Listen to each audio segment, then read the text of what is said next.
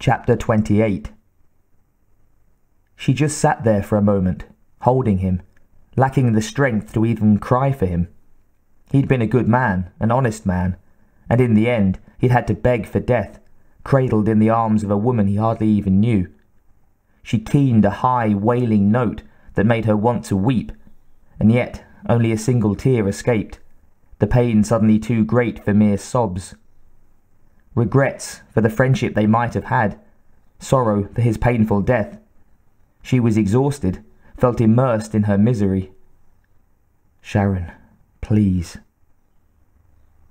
After a time, she gently lay his head on the floor and stood, looking down at his still form. The lines of pain were gone at least, his expression one of peace. From somewhere beyond the open door she heard the piteous scream of the wounded drone echo through the labyrinth, a sound as bereaved as her own, anguished and in pain. Another victim. McGinnis straightened and turned, felt a huge, sudden, unnameable thing well up inside of her, something like rage but more. This was a cold thing, an icy hand that gripped her heart and sent pulses of liquid nitrogen coursing through her veins. She wasn't overwhelmed by it. It simply engulfed her, swallowed her up. She became the thing, felt her sadness disappear as if it had never been. McGinnis walked for the door, unhurried, her steps firm and deliberate. She had a promise to keep.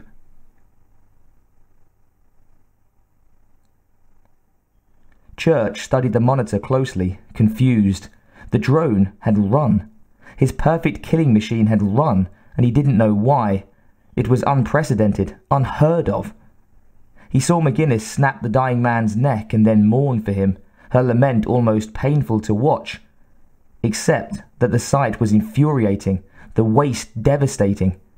Crespi's brain would be a patternless mush by the time he could get to it. The drone should have killed them both. He could have been there in less than a minute to collect his specimens.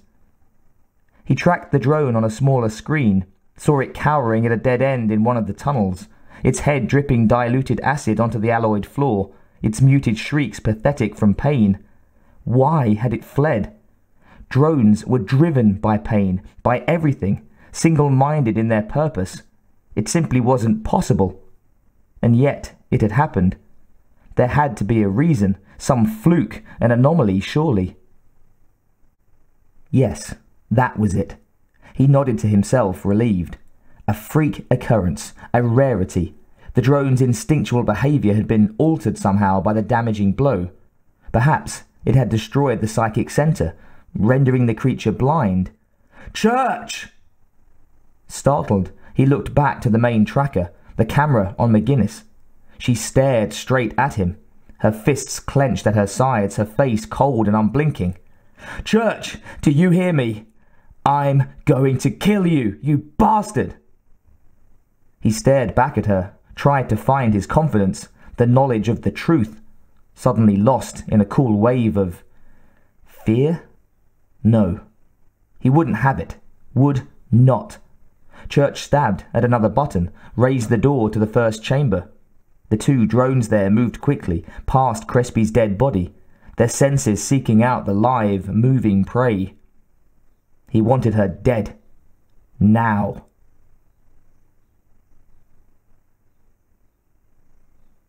She jogged through the labyrinth, still that cold thing, choosing her path by instinct.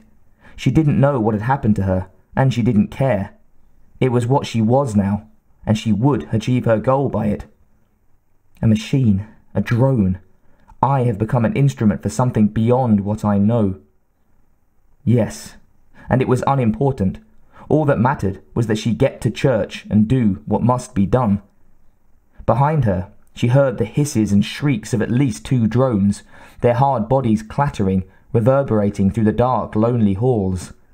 Have to circle back, get to that pen, get to church. She had no doubts, no fear, except for a detached, almost clinical concern that she would be killed before she could finish. It was analysed and discarded quickly, set aside as an improbability. Her hot, desperate terror from before was nothing but a hazy dream, as if it had happened to somebody else. No decisive plan came to mind as she hurried along, no great revelations as to how she would make it. She wouldn't be able to outrun the aliens, probably couldn't hide as they went past, they'd sense her, or Church would simply shock her out of whatever cranny she could find. She wondered coolly why he hadn't already killed her that way, fried her to death. But even as she thought it, she knew why.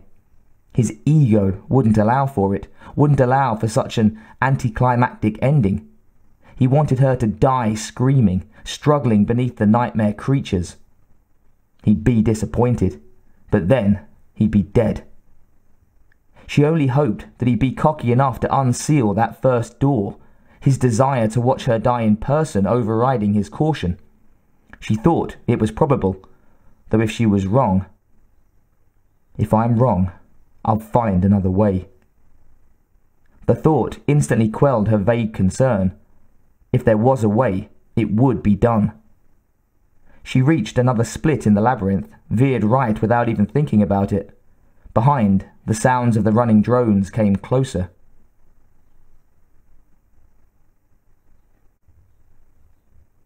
Church watched as McGinnis ran, seemingly choosing her path at random.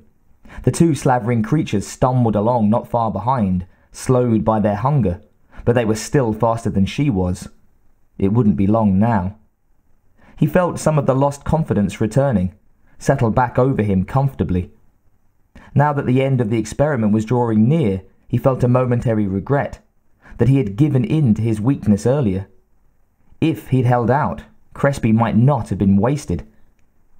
McGinnis took another passage, once again without hesitation, and he saw where she was headed.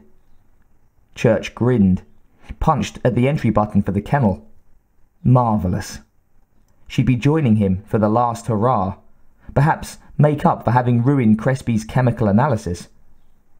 She paused suddenly, stood still in corridor D, her face not expressing the uncertainty she must be feeling. Her chest heaved, her hair slick with sweat.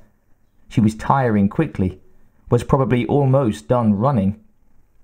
Church laughed brightly, hoping that she'd make it back to the open enclosure before his little pets caught up to her. He wanted to see her pleading eyes when she begged him for a quick death.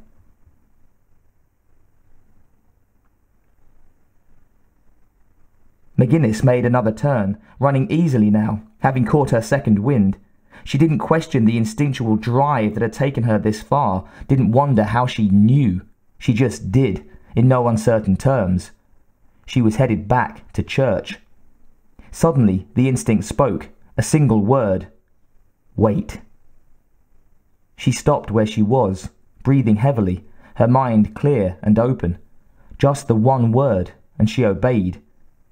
Knew as surely as she knew her name that it wouldn't steer her wrong. It had sounded a lot like Crespi.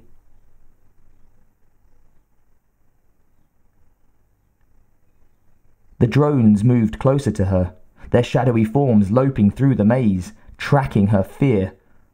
They were almost at the opening of D corridor, seconds away from her unmoving form. Church gave up on seeing it live, leaned closer to the monitor. The drones turned down the wrong passage. Church half rose from his seat, shocked. What? They ran through the empty passage, hissing and screaming, headed away from her, headed... The damaged drone, still crouching, bleeding, moaning in pain. It had no psychic ability. It was blind, afraid, and they didn't recognize it as one of their own. He watched, horrified, stunned, as they fell on the injured creature, their talons ripping into it, their jaws snapping. The drone shrieked, fought back in its terror, gripped one of its attackers by the harness and twisted, the harnessed creature falling, its screams of pain. Of death. It crumpled to the cold floor, twitching spasmodically. The second attacker leapt forward, clawed at the killer's back, at the dorsal nerve center. The killer faltered, fell across the dead thing in front of it, too injured now to fight anymore. And then there was one. Church was numb, astonished. He'd never considered the possibility. Movement again, a flicker at the corner of his vision. He looked back at the D monitor, suddenly afraid again. This was not happening. McGinnis was coming. She heard the voice again, accepted it. Go. She went.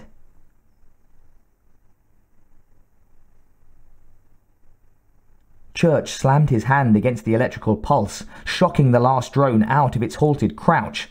It screamed, pivoted its head, searching, and found its mark. She was moving again, and the other drones were dead. It ran back down the passage, frenzied in its hunt. Church exhaled raggedly.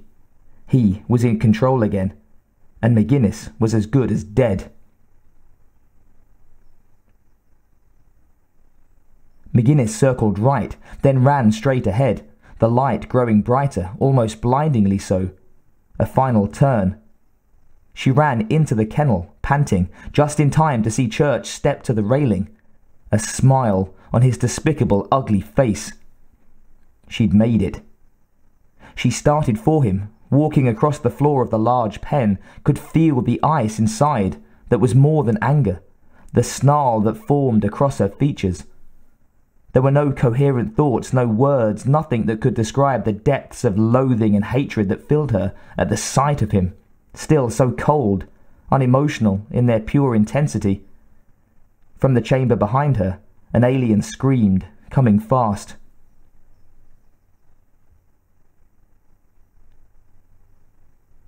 Church smiled down at her, tried not to look relieved when he heard the drone's cry, close now. McGinnis, he said easily, I am surprised. You're going to give me some beautiful chemicals. That look on her face. Why was she looking like that? He reached for the handheld buzzer, grasped it tightly. And then I think I can arrange for you and Lennox to spend some quality time together. She stalked across the pen, still snarling at him, her eyes cold. Behind her, the drone. Church smiled wider, relaxed. Uh-oh, here comes your dance partner. Suddenly, she leapt straight up, grabbed at one of his cameras, designed to defy a Talon's grasp. He punched the buzzer automatically, but he was too late. She was above the field of range, holding on to the alloyed camera with one hand, knees drawn to her chest, her knuckles white. The drone shrieked in pain. Church released the switch quickly, breath suddenly tight. No, no! The alien recovered almost immediately, jumped for her before she could move, and knocked her down hard. McGinnis hit the floor and spun around, dwarfed by the starving creature that reached out, drooling. Church allowed a true smile. It was finished. McGinnis screamed, but not in fear, not in the begging cries that he'd anticipated. A sound of pure, primal rage poured out of her, her teeth bared, her fists raised, her face kissing distance from the drone's snapping jaws. The drone lowered its head, paused, and then backed slowly away.